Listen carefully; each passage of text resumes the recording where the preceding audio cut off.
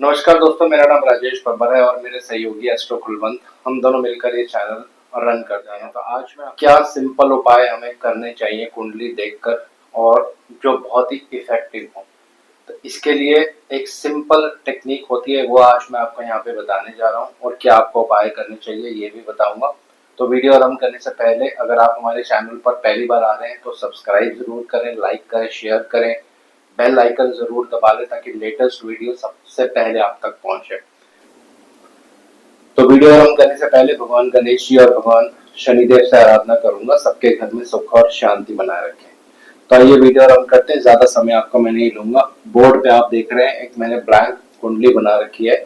आज का जो टॉपिक है बहुत इंपॉर्टेंट है, इसको पहले पूरा आराम से समझ लीजिएगा, उसके बाद फिर इसको अपनी अपनी कुंडलियों पे या जो भी आपके पास प्रैक्टिस कुंडली है उन पे चेक करिएगा।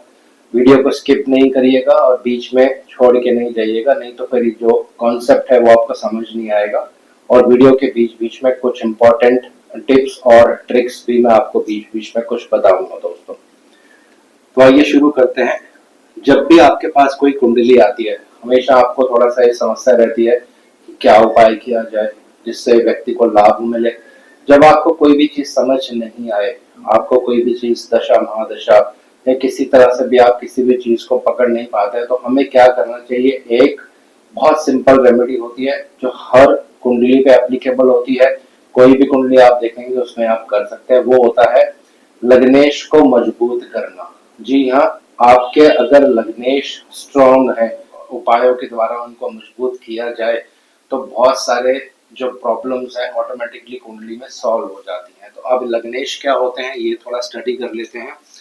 ये तो उदाहरण के लिए मान लीजिए किसी की कुंडली आप देखते हैं और यहाँ पे 1 नंबर लिखा है, तो ये पहला भाव होता है और इसके जो स्वामी बनेंगे वो मंगल देव बनते हैं। तो मंगल देव बन जाते हैं आपके लग्नेश।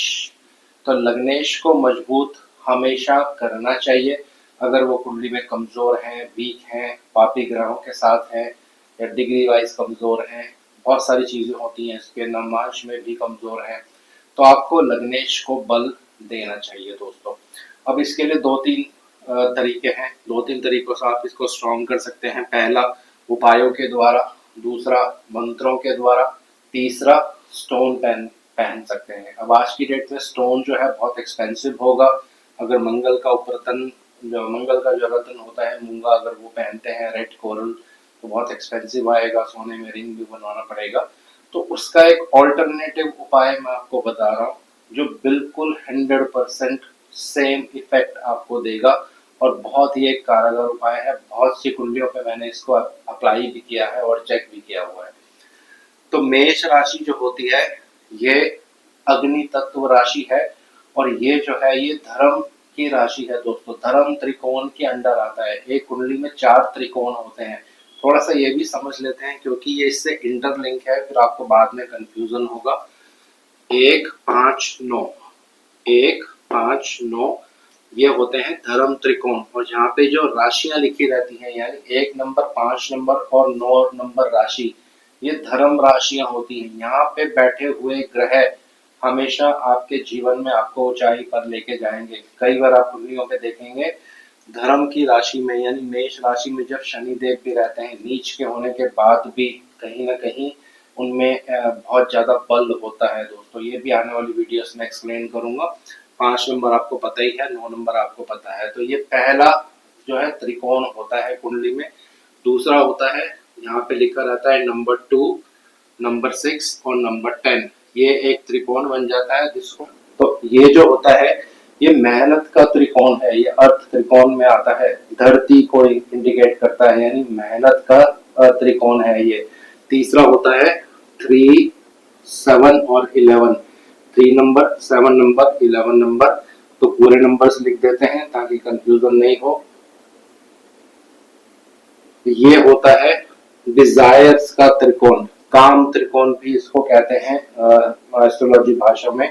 तो यहाँ पे बैठे हुए ग्रह, जिनके भी ग्रह 3 नंबर, 7 नंबर, 11 नंबर में होंगे, तो आप सदैव देखोगे बहुत अच्छा रिजल्ट्स वो जो है वो देते हैं दोस्तों। चौथा होता है 4 नंबर, 8 नंबर और 12 नंबर। इसको समझाना थोड़ा सा सॉरी 4 नंबर यहाँ पे आएगा, यहाँ 5 आएगा और यहाँ 8 आएगा और यहाँ 9 आएगा। ठीक है, तो 4, 8, 12 ये जो होते हैं ये आपके भाग्य में रुकावट लेके आने वाला जो है त्रिकोण माना जाता है दोस्तों। यहाँ पे बैठे हुए ग्रह जीवन में प्रोग्रेस स्लो करते हैं, आपके जीवन में उतार चढ़ाव भी बहुत लेके आते हैं। तो कोई भी ग्रह अगर 4 नंबर, 8 नंबर या 12 नंबर में होगा, कुछ एक्सेप्शंस को छोड़कर, तो ये आपके जीवन में स्लोनेस लेके आते हैं, हार्डवर्क बहुत करवाएंगे, मेहनत बहुत करवाएंगे और अप डाउन लाइफ में बहुत करवाते हैं। तो ये सारा डिस्कस करेंगे जब और डिटेल्स में वीडियोस बनाऊंगा, भृगुनंदी नाड़ी भी उसमें ऐड करूंगा, तो वहां पे ये रूल बहुत अच्छे से आपको क्लियर समझ आ जाएगा। तो टॉपिक पे चलते हैं अपने वापस। तो मेष लगन, आपको क्या रेमेडी करनी है? मंगल आपके कमजोर है, कुंडली में वीक है, तो आपको भगवान कार्तिकेय की पूजा करनी है दोस्तों। जिन भी लोगों का 1 नंबर लगन है, अगर यहाँ पे 1 नंबर लिखा है तो ये बहुत ही कारगर रेमेडीज है, बहुत अच्छे रिजल्ट्स आपको इससे दिखाई देंगे। भगवान कार्तिकेय की पूजा कैसे की जाती है ये आप सर्च कर सकते हैं, क्योंकि यहाँ पे अगर मैं बताऊंगा तो वीडियो बहुत लंबी हो जाएगी। दूसरा, अगर किसी का 2 नंबर लगन है, अब लगन में अगर 2 नंबर राशि लिखी है, उदाहरण के लिए यहाँ पे 2 नंबर राशि लिखी है, तो ये जैसे मैंने अभी थोड़ी देर पहले आपको बताया, ये मेहनत की राशि है, अर्थ त्रिकोण में आता है, अर्दी साइन है, यानी धरती का साइन माना जाता है। तो जिनका भी 2 नंबर लगन होगा, बहुत मेहनती होते हैं ऐसे लोग, पैसे को लेकर बहुत ज्यादा इनके मन में उत्सुकता होती है कि मेहनत करो और पैसा कमाओ। तो 2 नंबर, 6 नंबर और 10 नंबर लगभग लगभग जो इनकी क्वालिटीज होती हैं आपको एक जैसी दिखेंगी। मेहनती बहुत होते हैं ये लोग, रिजल्ट मिले या रिजल्ट नहीं मिले, देर से मिले जल्दी मिले, ये डिपेंड करता है दूसरे ग्रहों के ऊपर। तो इसके जो स्वामी बनेंगे ये बनेंगे भगवान शुक्रदेव। तो अगर आप शुक्र की रेमेडीज करना चाहते हैं, स्टोन वगैरह पहनना चाहते हैं, तो बहुत एक्सपेंसिव और महंगे आएंगे। तो इसके लिए सिंपल रेमेडी क्या है, ये फॉर्च्यून का जो साइन है, ये पैसे का साइन है। तो पैसा जो है हमेशा माता लक्ष्मी जी के अंडर आता है दोस्तों। तो जिनका भी 2 नंबर लगन है, माता लक्ष्मी जी की आपको रेगुलर बेसिस पर पूजा अर्चना करनी चाहिए दोस्तों। अब आगे चलते हैं 3 नंबर। 3 नंबर 3 नंबर, तो अगर 3 नंबर आपका लगन है, यानी लगन में 3 नंबर लिखा है, तो इसके स्वामी बनेंगे बुधदेव। तो बुधदेव बन जाएंगे इस कुंडली के लग्नेश। अब एक चीज और मैं यहाँ पे आपको ऐड करके बताता हूँ, अगर लग्नेश जैसे कि यहाँ पे 3 नंबर राशि लिखी है, इस ये अग्नि, ये वायु तत्व राशि है, वायु को इंडिकेट करती है। इसके जो स्वामी होंगे अगर वायु तत्व राशियों में ही बैठेंगे जाके, तो बहुत अच्छा परिणाम देंगे। यानी 3 नंबर लगन के स्वामी बुधदेव हैं, अगर ये 7 नंबर राशि में बैठे या 11 नंबर राशि में बैठे तो बहुत अच्छा ये परिणाम देंगे। अब इसका उपाय क्या करना चाहिए? नॉर्मली इसके लिए आप स्टोन पहनेंगे बुधदेव का पन्ना रतन, जो कि बहुत एक्सपेंसिव आता है। तो ऑल्टरनेटिव आपको क्या उपाय करना चाहिए? भगवान विष्णु की पूजा अर्चना आपको करनी चाहिए। विष्णु सहस्त्र नाम भी आप पढ़ सकते हैं। ये बहुत सिंपल सिंपल रेमेडीज हैं, लेकिन अगर आप इसको रेगुलर बेसिस पे करेंगे तो बहुत ही अच्छा आपको रिजल्ट्स देखने को मिलेंगे। क्योंकि जब कुंडली में लग्नेश स्ट्रांग हो जाते हैं तो बहुत सी ऐसी कुंडली की नेगेटिव चीजें होती हैं जिसको लग्नेश जो है वो ओवरटेक करने की क्षमता रखते हैं।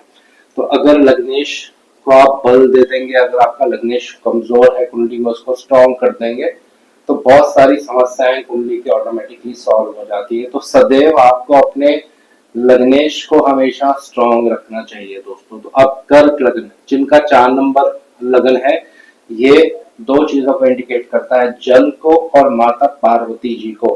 तो स्टोन वोन ना पहन के आप सीधा क्या उपाय कर सकते हैं? माता पार्वती जी की रेगुलर बेसिस पर पूजा अर्चना करें, जल से रुद्राभिषेक करें और जल देवता की भी पूजा अर्चना यहाँ पे कर सकते हैं दोस्तों।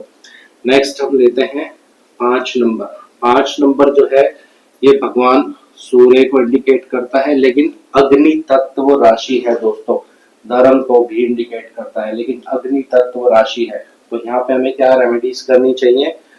अग्निदेव की पूजा आपको करनी चाहिए। तो अग्निदेव की पूजा हम कैसे करेंगे, उनकी आराधना कैसे करेंगे? घर पे हवन करवा कर। तो हर 3 महीने में या 6 महीने में एक बार आपको घर पे अग्नि का हवन जो है, जो भी एक प्रॉपर विधि से, वो जरूर करवाना चाहिए। जिनका भी सिंह लगन है, जिनका भी 5 नंबर लगन है। अब बात करते हैं 6 नंबर लगन। तो 6 नंबर लगन जो होता है, इसके स्वामी बनते हैं बुधदेव, लेकिन 6 नंबर खाने पीने की चीजों को इंडिकेट करता है, ये वेजिटेशन का साइन है। तो जिनका भी 6 नंबर लगन है, बहुत मेहनती होंगे ऐसे लोग, क्योंकि ये धरती से जुड़ा हुआ साइन होता है। 2, 6, 10 अभी थोड़ी देर पहले ही मैंने आपको बताया था, ये धरती अर्थ त्रिकोण है ये दोस्तों।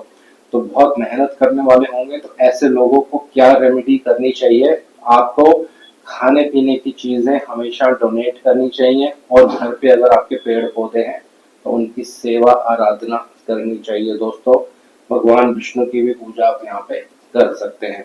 अब बात करते हैं तुला लगन की। तुला लगन, तुला लगन भी माता लक्ष्मी जी का ही साइन है, क्योंकि 2 नंबर और 7 नंबर ये दोनों पैसे को इंडिकेट करते हैं।